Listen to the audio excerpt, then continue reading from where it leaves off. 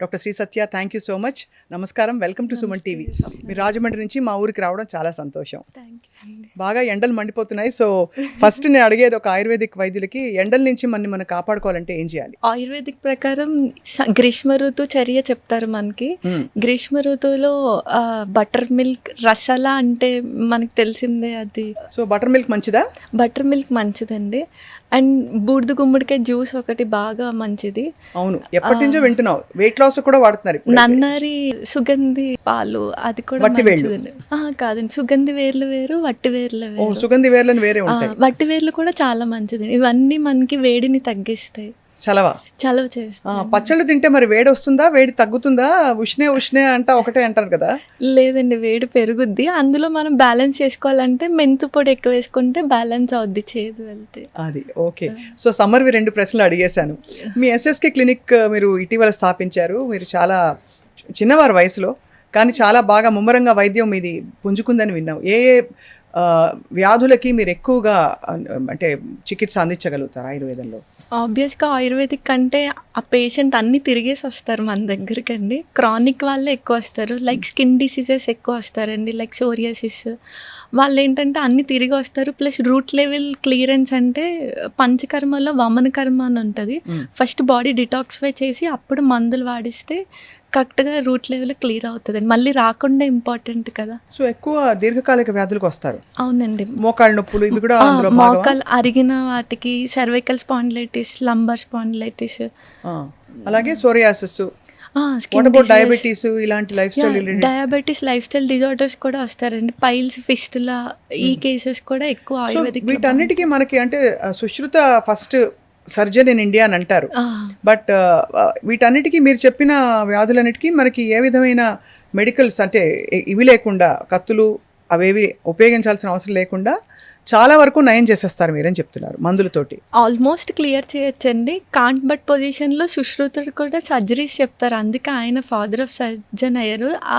ఇప్పుడు శారసూత్ర అని ఒక టెక్నిక్ ఉంటుంది.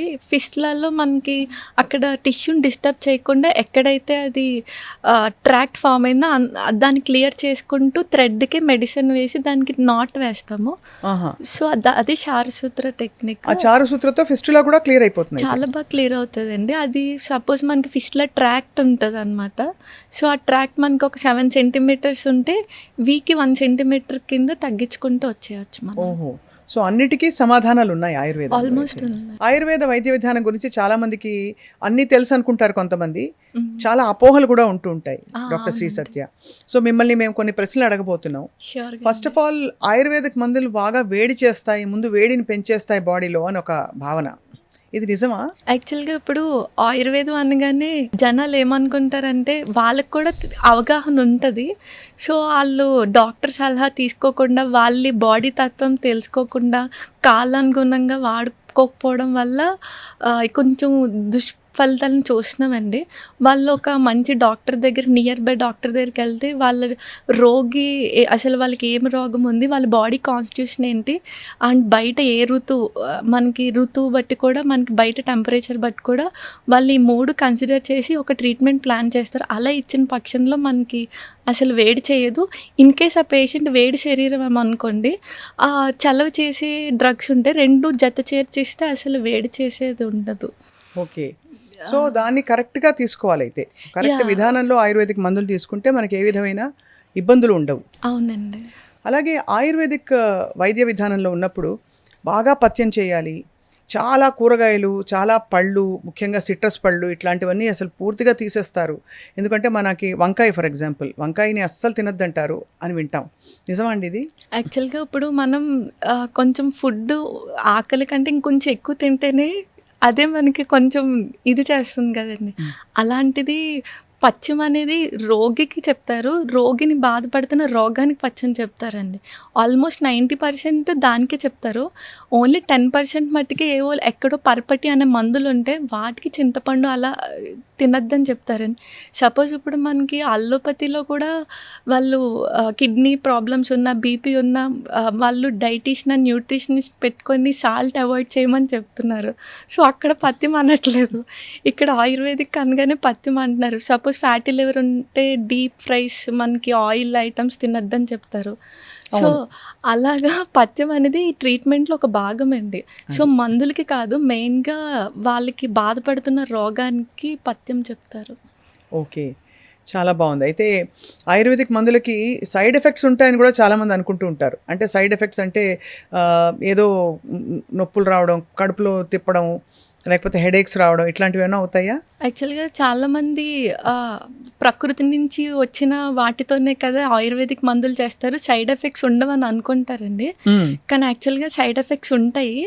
ఎలా అంటే ఇప్పుడు ప్రకృతిలో మనకి ఔషధ గుణాలు ఇచ్చే ప్లాంట్స్తో పాటు మిక్కిలి కీడు చేసే, హామ్ చేసే ప్లాంట్స్ కూడా ఉంటాయి, విషపూరితమైన మొక్కలు కూడా ఉంటాయి. సేమ్ టైం మనకి ఆయుర్వేదిక్లో ఆ విషాన్ని ప్యూరిఫై చేసే ప్యూరిఫికేషన్ ప్రాసెస్లు ఉంటాయి, శోధనలు ఉంటాయి. వాటిని ప్యూరిఫై చేసి అమృతంగా మార్చేవి కరెక్ట్గా శాస్త్రానుగుణంగా చేస్తే మళ్ళీ ఆ విషపూరితాన్ని అమృతంగా మార్చి వాడితే సైడ్ ఎఫెక్ట్స్ ఉండవు. ఇవాళ రోజుల్లో డాక్టర్ శ్రీ సత్య, అందరికీ టైం చాలా ముఖ్యం. ఇలా ఇవాళ అనుకుంటే రేపు మార్నింగ్కి తగ్గిపోవాలనుకుంటారు. ఆయుర్వేదిక్ వైద్య విధానం అంటే మనకి చాలా టైం పట్టచ్చు, దాన్ని క్రమం తప్పకుండా బాగా చేస్తే పనిచేస్తుంది. సో మరి పేషెంట్లు ఎలా నయం అవుతుంది మీ దగ్గర వాళ్ళకి, మీ క్లినిక్లో? ఇప్పుడు స్లో అన్న మాట రూమర్గా స్ప్రెడ్ అయిందండి. కరెక్ట్గా వాళ్ళకి ఆయుర్వేదిక్లో 3 దోషాలు ఉంటాయి, వాత పిత్త కఫ అని. సో వాళ్ళకి వచ్చే సిమ్టమ్, వాళ్ళకి వచ్చిన డిసీజెస్లో ఏ దోషం ఎక్కువ ఉందో కరెక్ట్గా దాన్ని పట్టుకొని అక్కడ దానికి యాంటీగా మనం అందిస్తే ఒక 2-3 డేస్లోనే ఈజీగా క్లియర్ చేయొచ్చు. అంటే చిన్న లైక్ దగ్గు, ఇప్పుడు జ్వరం ఉందనుకోండి, అలా చిన్నవి క్లియర్ చేసి. క్రానిక్ స్కిన్ డిసీజ్ లాంటివి అయితే మాత్రం ఇట్ టేక్స్ టైం అండి. ఎందుకంటే ఫస్ట్ వాళ్ళ బాడీ ప్యూరిఫై చేసి అప్పుడు మనం మందులు ఇవ్వాలి. అది కాబట్టి క్రానిక్ స్కిన్ డిసీజెస్కి కొంచెం పంచకర్మలు అన్నీ చేసుకుని అందులోకి రావడానికి కొంచెం ఒక 6 నెలలు పట్టచ్చు. 2-3 మంత్స్ ఈజీగా పడుతుంది. ఈ పంచకర్మలు కూడా అన్ని సీజన్స్లో చేయరు కదండి, కొన్ని సీజన్స్లో మాత్రమే చేస్తారు. అవునండి. ఇప్పుడు మనకి వసంత ఋతువు నడుస్తుంది. సో వసంత ఋతువులో మనకి వమనం చేస్తామండి. మళ్ళీ సమ్మర్లో పంచకర్మ కాంట్రా ఇండికేటెడ్, చేయకూడదు. మళ్ళీ మాన్సూన్లో రిజ్యూవినేషన్ మొదలవుతుంది. అప్పుడు చేయొచ్చండి. అలా ఒక్కొక్క ఋతువుకి ఒక్కొక్క పంచకర్మ చెప్తారు. పంచకర్మ ఏంటంటే జస్ట్ ఇప్పుడు మనకి మాసిపోయిన క్లాత్ని దానికి రంగేస్తే ఇంకుకోదు కదండి, సేమ్ అలాగే మెడిసిన్స్ తీసుకోదు. సో ఉతికేయడం అనమాట ఒక టైప్ పంచకర్మ అంటే. అంటే పంచకర్మ అంటే బయట మనకి చాలామంది మసాజుల వరకే అనుకుంటున్నారు. యాక్చువల్గా పంచకర్మ అంటే వమన, విరేచనం, ముక్కులో ఆయిల్ వేస్తే నశ్యం అంటారు, ఎనిమా కింద వస్తికర్మ ఇస్తారండి. అండ్ బ్లడ్ లెట్టింగ్ ఉంటుంది, అంటే జలుకతో లీచ్ థెరపీస్ ఉంటాయి. ఇవి పంచకర్మస్ అంటే. ఇప్పుడు ప్రజెంట్లో ఉండే life style conditions, obesity, diabetes, hyper tension, వీటన్నిటికీ ఆయుర్వేదంలో నివారణ ఉందా లేదా చికిత్స ఉందా? ఎలా అర్థం చేసుకోవాలండి? 2 ఉన్నాయండి. ఎలా అంటే ఇప్పుడు ఆయుర్వేదిక్లో మెయిన్గా సగం ట్రీట్మెంట్, ఇప్పుడు ఒక పేషెంట్ ఒక డిసీజ్తో వచ్చాడంటే సంథింగ్ వాళ్ళ ఆహార విహారాల్లో ఎక్కడో వాళ్ళు మిస్టేక్ చేస్తేనే ఆ డిసీజ్ వస్తుందండి, ఆల్మోస్ట్ 90%. సో ఫస్ట్ వాళ్ళు అక్కడ మిస్టేక్ చేస్తున్నారు, పట్టుకొని దాన్ని కట్ చేస్తే అది సగం మెడిసిన్. డాక్టర్ ఇచ్చే మెడిసిన్స్ కంటే ఇప్పుడు డయాబెటీస్ ఉందంటే లైఫ్ స్టైల్ డిజార్డర్ అండి. సో వాళ్ళకి పూర్ ఎక్సైజ్ ఉంటుంది, డైట్లో ఇప్పుడు వైట్ ఫుడ్స్ తింటారు, లైక్ మినుములు తింటారు. మన వాళ్ళు ఆంధ్ర, తెలంగాణ, మన సౌత్లో ఫుడ్ అనగానే, టిఫిన్ అనగానే ఇడ్లీ, దోశ తింటారు. సో అక్కడే సగం వైట్కి మనకి ఎక్కువ కార్బ్స్ తినడం వల్ల కూడా షుగర్ వస్తుంది. సో ఏదైతే దేనివల్ల వస్తుందో దగ్గరున్న డాక్టర్ దగ్గరికి వెళ్ళి తెలుసుకొని వాటిని కట్ చేసేసుకొని అప్పుడు దాన్ని బట్టి మెడిసిన్స్ తీసుకుంటే బాగా తగ్గుతాయండి. ఇన్ జనరల్ ఎలాంటి జాగ్రత్తలు తీసుకోవాలి అంటే ఇలాంటి లైఫ్ స్టైల్ రిలేటెడ్ అంటే కండిషన్స్ ఉన్నవాళ్ళు వ్యాయామం చేయాలా, లేకపోతే మీరు అన్నట్టు ఫుడ్ సరిగ్గా తీసుకుంటే సరిపోతుందా? ప్రజెంట్ ఇప్పుడున్న డిసీజెస్కి చాలా మట్టుకు కామన్ మిస్టేక్స్ ఏంటంటే ఈ రిఫైన్డ్ ఆయిల్లో రానిక్ యాసిడ్ ఉండడం వల్ల మనకి చాలా హామ్ చేస్తుంది. లైక్ హామ్ చేస్తుందా? గ్యాస్ట్రైటిస్ మెయిన్ చాలా మట్టుకు డిసీజెస్కి ఇదే కారణం అవుతుందండి. రిఫైన్డ్ ఆయిల్, వైట్ ప్రొడక్ట్స్ అంటే మళ్ళీ మనకి మినుములు, కార్న్ఫ్లోర్, మైదా, షుగర్. వైట్ ప్రొడక్ట్స్ అంటే వైట్ పాయిజన్. మినుములు కూడా బ్యాడా? ఆయుర్వేదిక్లో మనకి పల్సెస్లో ద బెస్ట్ వర్స్ట్ చెప్తారండి. పల్సెస్లో ద బెస్ట్ పెసలు, ద వర్స్ట్ మినుములు. ఓహో, మినుములు పొట్టుతో ఉన్న మినుములు కూడానా? పొట్టున్న లేకపోయినా మినుములు మందగుణాన్ని పెంచుతుందండి, అంటే హెవీనెస్ని క్రియేట్ చేస్తుంది. లైక్ ఇప్పుడు మనకి వేదం చదువుకునే వాళ్ళకి మినుములు పెట్టరండి, ఎందుకంటే మనకి నాలిక మందం పడిపోతుంది. నాలిక ప్లస్ బ్రెయిన్ కూడా మందం అవుతుంది, వాళ్ళకి అంత ఎక్కువ గ్రాస్పింగ్ తగ్గుద్ది. లఘు ఆహారం అంటే పెసరకట్టు, పెసరపప్పు, పొంగల్ అలాంటివే పెడతారు. సో మినుములు పెట్టరు. సో మినుములు మనకి చాలా హామ్ చేస్తుంది. ఓకే, మినుములు, పెసరపప్పు, పెసలు పెసరపప్పు మంచిది. చాలా మంచిది. కందిపప్పు ఇవన్నీ తీసుకోవచ్చు, ఏం పర్వాలేదు. మినుముల్ని అవాయిడ్ చేయడం బెటర్. అన్ని ప్రకృతుల వాళ్ళకి, అన్ని ప్రకృతి వాళ్ళకి కట్ చేయడమే బెటర్ అండి. కప ప్రకృతి ఉంటే మరీ ఎక్కువ, ఎందుకంటే స్లో డౌన్ అయిపోతారు, మందం ఎక్కువ పెంచుతుంది కాబట్టి. మనకి ఋతుచర్య చెప్తారు, ఏ ఋతువులో ఏమేమి చేయాలో. మినుముల్ని మనకి హేమంత ఋతువులో బాగా చలి సీజన్లో మనకి ఎక్కువ ఆకలి ఉంటుందండి, ప్రోటీన్ కాబట్టి అప్పుడు తినమని అక్కడ మెన్షన్ చేస్తారు. మనకి అప్పుడు హరాయించుకునే శక్తి శరీరానికి ఉంటుంది కాబట్టి. అది చాలా బాగుంది. ఎక్కువగా మనం అన్ని హెల్త్ ప్రోటోకాల్స్లో ఫస్ట్ పొద్దునే లేవగానే వినేది ఈ తేనె నిమ్మరసం తాగమని అందరు చెప్తారు. అందరూ అదొక బ్లాంకెట్ పర్మిషన్ ఇచ్చి చేసేసుకోండి అని చెప్తారు. దాంతో వెయిట్ తగ్గిపోతుంది, స్కిన్ గ్లో వచ్చేస్తుంది, అది వచ్చేస్తుంది అని చెప్తారు. మీరేమనుకుంటారు ఆయుర్వేద ప్రక్రియ ప్రకారం? ఫస్ట్ థింగ్, ఇప్పుడు ఒరిజినల్ తేనె ఎక్కడో లేదండి. అండ్ తేనె వీళ్ళు ఎప్పుడైతే వేడి చేస్తున్నారో అక్కడ పాయిజన్గా కన్వర్ట్ అవుతుందండి. ఆ పాయిజన్గా కూడా ఎందుకు కన్వర్ట్ అవుతుందో తెలుసుకుంటే మళ్ళీ తాగరు. ఎందుకంటే ఆ honey bees variety of plants నుంచి కలెక్ట్ చేసుకొని వస్తుంది. ఆ ప్లాంట్స్లో ఏది విషం మొక్కో ఏది నాన్ పాయిజనస్ ప్లాంటో మనకు తెలీదు. సో రెండు మిక్స్ అయ్యి ఉంటుంది. ఎప్పుడైతే విషానికి హీట్ తగిలితే దాని యొక్క ప్రాపర్టీస్ ఇంకా పెరిగిపోతాయి, విషం క్వాలిటీస్. అందుకని ఆయుర్వేదిక్ శాస్త్రంలో మనకి ఎక్కడ హనీని వేడి చేయమని చెప్పరండి. వేడి చేస్తే టాక్సిన్స్ పెరిగిపోతుంది కదా, టాక్సిన్స్ పెరిగిపోతాయండి. సో స్లో పాయిజన్గా పనిచేస్తుంది. ఓన్లీ వమన కర్మ వాటిలో వామిటింగ్ ఇండ్యూస్ చేసినప్పుడు హీటింగ్ చేస్తారు తప్ప అసలు ఎక్కడ ఇన్ జనరల్గా హనీని వేడి చేయకూడదు. కొన్ని ఆయుర్వేదిక్ మందులు తేనె కలిపి ఇమ్మని చెప్తారు కదా. తేనె మంచిదే అండి, కూల్ వాటర్తో తీసుకొని నార్మల్ టెంపరేచర్ వాటర్తో తీసుకుని. మనోళ్ళు వేడి నీళ్ళల్లో తేనె వేసి నిమ్మకాయ వేస్తున్నారు. నార్మల్గా తేనె తీసుకున్నా ఓకే. ఓకే ఓకే అలాగే నేను విన్నది ఏంటంటే అందరూ అసలు ఎవరైనా సరే రాత్రిపూట పెరుగు తినకూడదు అని చెప్పగా విన్నాను నేను. అంటే చాలామంది, నేను ఇంక్లూడింగ్ మైసెల్ఫ్, రాత్రి పెరుగున లేకపోతే అసలు భోజనం చేసిన ఫీలింగే రాదు. సో పెరుగు మంచిదా కాదా? పెరుగు మనకి నైట్ టైం తీసుకోకూడదండి, ఎందుకంటే దానికి బ్లాకేజ్ క్వాలిటీ ఉంటుంది. దానికి అభిషంద అంటారు సాంస్క్రిట్లో. నైట్ కఫకాలం కదా, సో ఛానల్స్ రూట్ క్లియర్ చేయడానికి ఇది బ్లాక్ చేసేస్తుంది. సో అందుకని పెరుగుని చేయకూడదు, అండ్ హీట్ కూడా చేయకూడదండి. ఓకే. సో పెరుగుని మజ్జిగ పులుసు తాగకూడదు అయితే? మజ్జిగ పులుసు తాగొచ్చండి, తాలింపులో మజ్జిగ పోయకూడదు, మజ్జిగలో తాలింపు వేయాలి. చాలా మంది రివర్స్ చేస్తారు, స్లోగా మరిగిస్తారు కూడా. మీరు మెడ్రాస్ వైపు వెళ్తే మజ్జిగ పులుసు మరుగుతున్నప్పుడు స్లో హీట్లో మరిగిన తర్వాత దాని మీద కొబ్బరి నూనెతో పోపేస్తారు. మెడ్రాస్, కేరళ మనకి దాంట్లో పాజిటివ్ బ్యాక్టీరియా ఉంటుందండి, లాక్టిక్ యాసిడ్ బ్యాక్టీరియా. ఆ బ్యాక్టీరియా చనిపోతుంది హీట్ తగిలితే. అవును కదా, హీట్ చేయకూడదు. చాలా మంచి పాయింట్ చెప్పారు మీరు, నాకు ఎప్పుడు తట్టలేదు ఇది. గట్ బ్యాక్టీరియా కదా మనం తీసుకుని ప్రోబయోటిక్గా తీసుకుంటాం కదండి, సో అది ఫర్మెంటేషన్ పోతుంది మళ్ళీ. అండ్ నిజంగానే మనం నీళ్లు కూడా కాచుకుని ఎందుకు తాగుతాం, బ్యాక్టీరియా అన్నా ఉంటే పోతాయని, చచ్చిపోతాయని. అలాగే మజ్జిగ పులుసు మరిగినా కూడా మజ్జిగలోని మంచి గుణాలని పోతాయి.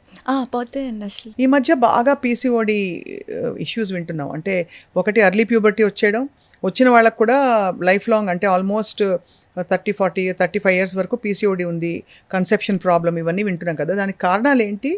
దానికి ఆయుర్వేదంలో ఎలాంటి చికిత్సా విధానం ఉంది డాక్టర్ శ్రీ సత్య? ఇప్పుడు మనకి పీసీఓడి అనగానే ఈ పాల ప్యాకెట్స్ ఎక్కువ వాడుతున్నారండి, మిల్క్ ప్యాకెట్స్. ఈ పెస్టిసైడ్స్ వల్ల సగం కారణం అవుతుంది. దాన్ని మనం కొంచెం అవాయిడ్ చేయలేం, కానీ చేతిలో మిల్క్ ప్యాకెట్స్ కొంచెం అవాయిడ్ చేసుకుంటూ, వాళ్ళు రెగ్యులర్గా ఎక్సర్సైజ్ చేస్తూ, సూర్యాస్తమయం లోపే భోజనం చేసేసుకుంటూ, అంటే డిన్నర్ మనకి సూర్యాస్తమయం 6 కల్లా కంప్లీట్ చేసుకుంటే అండి, పడుకునేసరికి 3 hours గ్యాప్ ఉంటుంది.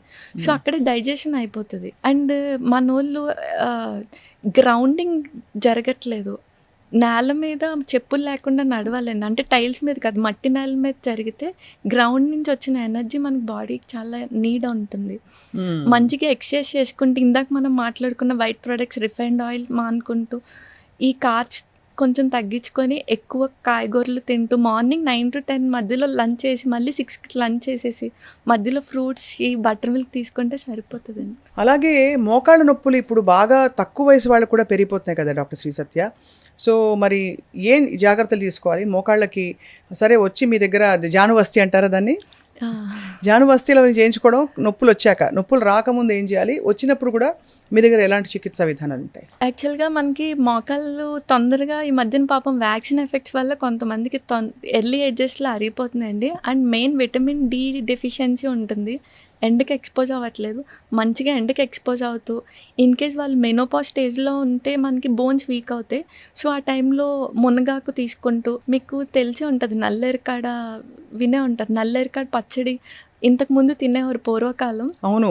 అది డైరెక్ట్ బోన్స్కి చాలా ఎక్కువ బాగా ఫామ్ చేస్తుందండి. అది నల్లరికాయ డైరెక్ట్ డ్రగ్ అనమాట మనకి.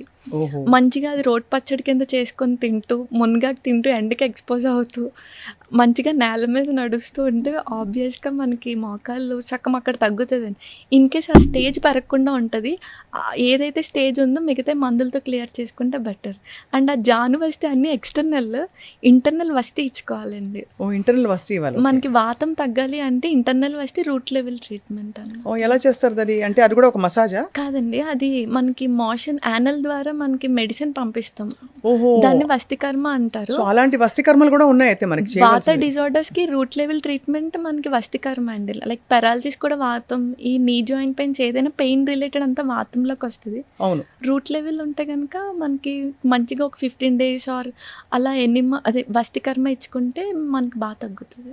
సమ్మర్లో అందరికీ చల్లగా అన్ని తాగాలనిపిస్తుంది. సో కుండ నీళ్లు మంచివని చెప్తారు, బట్ ఫ్రిడ్జ్ నీళ్ళ గురించి మీ అభిప్రాయం ఏంటి? ఫ్రిడ్జ్లో ఉండే పెట్టి మనం తినే ఏ ఆహారం అయినా నీళ్ళైనా ఏమంటారు మీరు? ఫ్రిడ్జ్ కంటే మనకి ఆల్కలైన్ మనకి కుండలోనే వస్తుంది. అండ్ చాలా మంది ఇప్పుడు కాపర్ వాటర్ బాటిల్స్ తీసుకుంటున్నారండి. అవునవును, అది ఒక ఫ్యాషన్ అయిపోయింది. అది యాక్చువల్లీ పాయిజన్ అవుతుంది. ఓహో. ఎందుకంటే మనకి కాపర్, మేము మెడిసిన్స్ చేస్తాం, కాపర్తో భస్మం చేస్తామండి. అది మామూలు కాపర్ ఇన్ఆర్గానిక్గా దొరుకుతుంది మనకి సాయిల్లో, దాన్ని ఆర్గానిక్ ఫామ్లో చాలా శుద్ధులు చేస్తాం. అంటే ఒక్కొక్క 7 times తిలతైల నువ్వుల నూనెలో, తక్రంలో, గోమూత్రం, ఉలవల కషాయంలో 7 times దాన్ని బాగా కాల్చి 7 times ముంచుతామండి. అంత చేస్తేనే అది ప్యూరిఫై అవ్వదు. మన కంపెనీ వాళ్ళు అలా చెయ్యరు కదా, డైరెక్ట్ వాటర్ బాటిల్ చేసేస్తారు. సో ఆ కాపర్లో ఉన్న ఏదైతే టాక్సిక్ ఉన్నాయో వాటర్లోకి వస్తాయండి. సో నన్ను అడిగితే కాపర్ వాళ్ళు శుద్ధి చేసుకొని వాడుకుంటే ఓకే, శుద్ధి చేయకుండా ప్యూరిఫికేషన్ లేకుండా ఆ వాటర్ తాగకూడదండి. ఓహో, అది ఇది చాలా మంచి పాయింట్. అందరూ ఏమనుకుంటారంటే కాపర్ మన బాడీలోకి వెళ్ళిపోయి మనం ఎంతో అసలు తేజోవంతం అయిపోతున్నాము, చాలా మంచి జరిగిపోతుందని భ్రమపడతారు. కాపర్ చాలా మంచిదండి, అది మేము కానీ ప్రాపర్ పద్ధతిలో రావట్లేదు. వాడచ్చు. సో కాపర్ కొనేటప్పుడు జాగ్రత్తలు తీసుకుంటే పర్వాలేదు అయితే. అంటే మరి ఆ కంపెనీ వాళ్ళు అలా చెయ్యరు కదండి. ఇన్ కేస్ ఆ కంపెనీ వాళ్ళు అలా ప్యూరిఫై చేసి ఇస్తే కాపర్ వాటర్ చాలా మంచిది. అది కొన్ని బ్రాండ్స్ లో బహుశా ఆ విధానం, అంటే ఎక్కడైతే ఆయుర్వేదం బేస్డ్ గా చేస్తున్నారో మేబీ అలా ఫాలో అవుతూ చేసే ఉండొచ్చు. వాళ్ళు మనం యాక్చువల్లీ రోజుకి 6 లీటర్ల నీళ్లు తాగాలని విన్నాం. అంటే ఇప్పుడు సమ్మర్ లో ముఖ్యంగా బయట పనిచేసే వాళ్ళు డిహైడ్రేట్ అయిపోతాం కదా. సో మీ దృష్టిలో ఎన్ని లీటర్లు అసలు మామూలుగా సగటున తాగాలంటారు? ఆయుర్వేదిక్ ప్రకారం ఇన్ని లీటర్స్ అన్ని లీటర్స్ అని ఎక్కడ చెప్పలేదండి. సపోజ్ ఇప్పుడు నేను పొలం పని చేస్తున్నాను అనుకోండి, మీరు సాఫ్ట్వేర్ వర్క్ చేస్తున్నారు, నేను ఎక్కువ ఎండకి ఎక్స్పోజ్ అవుతే స్వెట్ పోతుంది, కాబట్టి నాకు ఎక్కువ దాహం వేస్తుందండి. మీరు ఇలా ఏసీలోనే ఉంటారు, మీరు 6 liters తాగేసి నేను 6 liters తాగేస్తే కిడ్నీ మీద లోడ్ పడిపోతుందండి. లైక్ ఎలా అంటే ఇప్పుడు మిక్సీలో మనకి దాని లోడ్ మించి వేస్తే మిక్సీ ఆగిపోద్ది కదండి, లైక్ అంతే మనకి. బాగా చెప్పారు. సో దాహం వేస్తుందని బాడీ అడుగుతుందండి, మనకు ఒక ఇండికేషన్ ఇస్తుంది వాటర్ లెవెల్ తగ్గినప్పుడు. ఆ దాహం వేసినప్పుడు తాగకుండా ఉండకూడదు, దాహం లేకుండా తాగకూడదు. సో మన బాడీ కాన్షియస్లో చూసుకుంటూ ఉండాలండి. ఆయుర్వేదంలో విరుద్ధాహారమా? విరుద్ధాహారం, ఇంకంపాటబిలిటీ చెప్తారండి. ఒక ఆహారానికి ఇంకో విరుద్ధ ఆహారం బేసికలీ అంటే పరస్పరంగా తెలియకుండా. ఇప్పుడు సపోజ్ మన ఆంధ్ర తెలంగాణలో మిస్టేక్స్ ఎక్కడ జరుగుతాయంటే పెరుగన్నంతో అరటిపండు తింటారు, అది విరుద్ధాహారం. చాలా ఇష్టం అండి, ప్లీజ్ ఆ మాట అనకండి, చాలా మంది ఫీలింగ్స్ హర్ట్ అవుతాయి. మామిడి పండు తినచ్చపోని సీజన్ వచ్చింది తినొచ్చండి. పెరుగు అండ్ బనానా కలవకూడదండి. ఇప్పుడు పెరుగు కూడా కఫ కదా, అభిషేక క్వాలిటీ ఉంటుంది, ఇందులో కూడా కఫం ఉంటుంది, ఎక్కువ అవుతుంది. అంటే ఇవన్నీ వెంటనే మనకి రిజల్ట్స్ చూపించేవండి, స్లో పాయిజన్స్ టైప్స్ అనమాట విరుద్ధాహారం. సో పెరుగన్నం అరటిపండు తినకూడదండి. పాలు మినుములు కలవకూడదు, పాలు గ్రీన్ లీఫీ వెజిటేబుల్స్ ఆకుకూరలు కలవకూడదండి. ఓకే. ముల్లంగి కూడా కలపకూడదు, రాడిష్ కూడా కలిపి తినకూడదండి. పాలు మళ్ళీ పనసకే కలపకూడదు, లైక్ పనసకే తిని టీ కాఫీ అలా తాగకూడదు. సో ఇవన్నీ విరుద్ధాహారంలోకి వస్తాయండి. వీటితో పాటు నేను పాలకూర టమాటో గురించి, మామూలుగా కిడ్నీ స్టోన్స్ గురించి అందరూ కంగారు పడి డాక్టర్ నెఫ్రాలజిస్ట్ వస్తే ఫస్ట్ అడిగే క్వశ్చన్ అదే. మీరేమంటారు? పాలకూర టమాటో పడదా? అసలు టమాటోను మీరు ఒప్పుకుంటారా? అంటే టమాటా యాక్చువల్గా మన ఇండియాది కాదండి, మనకు ఆయుర్వేదిక్లో ఎక్కడ టమాటా చెప్పలేదు, అది బయట కంట్రీది. ఇప్పుడు టమాటా కోసం అడిగారు కాబట్టి యాక్చువల్గా మన బాడీలో సెల్స్ మన అమ్మమ్మకి దగ్గరగా ఉంటాయండి. మన అమ్మమ్మ మైటోకాండ్రియా, మనలో ఉన్న మైటోకాండ్రియా అమ్మమ్మకి దగ్గరగా ఉంటుంది. అంటే మన అమ్మమ్మ ఏం తిన్నారో మనం అది తింటే ఆల్మోస్ట్ జబ్బులు అక్కడే తగ్గిపోతాయి. మన అమ్మమ్మ కివీ ఫ్రూట్స్, డ్రాగన్ ఫ్రూట్స్ అయితే తినలేదు. చాలా సూటిగా సుత్తి లేకుండా ఒక్క పంచ్ ఇచ్చారు మీరు. యాక్చువల్లీ ఇప్పుడు అందరూ అదే కదా, blueberries, kiwi fruit, costly fruits మన అమ్మమ్మ బయట దేశాలు తినలేదు. చక్కగా మన అమ్మమ్మ లిస్ట్ రాసుకొని మన బాడీ తత్వం ఏంటి, లైక్ వాతన, పిత్తన, కఫన అని చూసుకొని ఆ రెండు బ్యాలెన్స్ చేసుకొని నాకు ఇప్పుడు అర్థమవుతుంది. నాకు మామిడి పండు ఇష్టమే కానీ పడదు. మా అమ్మమ్మ మామిడి పండు తినేది కాదు, ఆ వాసన కూడా గిట్టేది కాదు. సో బహుశా నాకు పడకపోవడానికి కారణం ఇదే. అమ్మమ్మకి దగ్గరగా ఉంటదండి మన సెల్. అదే అనమాట. ఇంకా డీప్ వెళ్తే మన అమ్మమ్మ ఏ ఊర్లో ఉన్నారో ఆ సాయిల్ లో వెజిటేబుల్స్, ఫ్రూట్స్ తిన్నా చాలా మంచిది. ఇప్పుడు నేను బరంపురం వెళ్ళాలి దానికోసం. సో బాగుంది. అయితే ఇవి చాలా ఇంట్రెస్టింగ్గా ఉంది. డాక్టర్ శ్రీ సత్య, మీకు చాలా గొప్ప గురువులు ఉండుంటారు. మీరు నేర్చుకున్న విద్య కాలేజ్లో నేర్చుకున్న విద్యలా అనిపించట్లేదు, ఇది డైరెక్ట్గా మీకు అక్కడి నుంచి వచ్చిన నాలెడ్జ్ లా అనిపిస్తుంది. ఇంత చిన్న వయసులో ఇంత అర్థం నేర్చుకున్నాను. మా ప్రొఫెసర్స్ కొంతమంది అండ్ గురువులు 3-4 చాలా బాగా ట్రీట్ చేసేవారు. వాళ్ళు ఇచ్చింది నాదేం లేదు. ఇప్పుడు అన్ని పాల పదార్థాల గురించి చాలా టెన్షన్ మొదలైపోయింది. A1, A2, A3. అసలు ఈ పాల పదార్థాల్లో పాలు అసలు ఓకేనా, ప్యాకెట్ పాలు ఓకేనా? బికాజ్ మనకు దొరికేవి అవే. ఏం చేయాలి చెప్పండి. యాక్చువల్గా పాలు మనకి ఫస్ట్ పుట్టినప్పుడు 1-2 years చాలా నీడ్ అండి.